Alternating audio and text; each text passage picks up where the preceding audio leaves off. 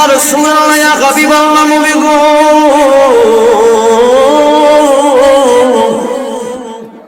ইয়া হাবিবাল্লাহ নবী গো এই মহিলাটাকে কি জন্য এমন ভাবে শাস্তি দেওয়া হচ্ছে? আমার নবী ডেকে ডেকে বলেন, রে আয়েশা, আমি হযরতে জিবরাইলকে জিজ্ঞাসা করলাম, জিবরাইল রে, এই মহিলাটাকে কি জন্য এমন ভাবে শাস্তি দেওয়া হয়? হযরতে জিবরাইল বলেন, ইয়া রাসূলুল্লাহ ইয়া হাবিবাল্লাহ নবী গো, এই মহিলাটা দুনিয়ায় থাকা অবস্থায় পুরুষের সঙ্গে জেনায় লিপ্ত হয়েছে। এই দুনিয়ার মধ্যে থাকা অবস্থায় অন্য মানুষের সাথে খারাপ কাজে লিপ্ত হয়েছে। এই জন্য আমার আল্লাহ রব্বুল আলামিন এই মহিলাটাকে জাহান্নামের মধ্যে এমন ভাবে শাস্তির মধ্যে রেখেছেন। জুড়ে কন্যা নাউজুবিল্লাহ। হযরতে আম্মা জানা আয়েশা রাদিয়াল্লাহু তাআলা আনহা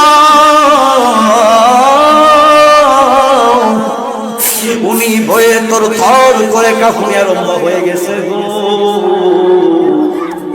হযরতে আম্মা জানা আয়েশা রাদিয়াল্লাহু তাআলা আনহা বলেন, ইয়া রাসূলুল্লাহ ইয়া হাবিবাল্লাহ নবী গো, আপনি আমাকে আরো কিছু বয়ান করেন না গো নবী। আর কি দেখেছেন জাহান্নামের মধ্যে? আর কি দেখেছেন? আমার নবী আপনার নবী ডেকে ডেকে বলেন, আয়েশা,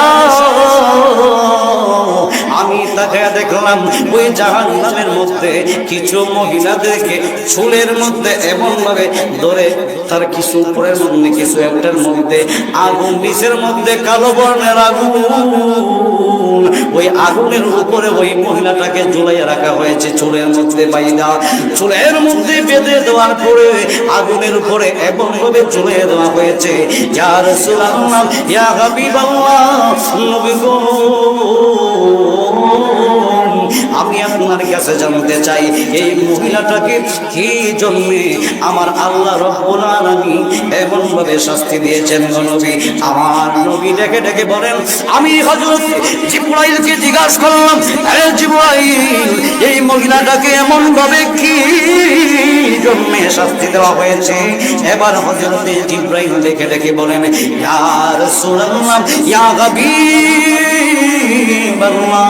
ওগো নবীজি, এই মহিলাটা দুনিয়ায় থাকা অবস্থায় মানুষকে আকর্ষণ করার জন্য, পুরুষদেরকে আকর্ষণ করাইবার জন্য তার চুলগুলাকে বিভিন্নভাবে স্টাইল করে দুনিয়ার মধ্যে পুরুষদের সামনে, যুবকদের সামনে চলাফেরা করেছে। ব্যাকুলতাভাবে চলাফেরা করার কারণে আমার আল্লাহ পাক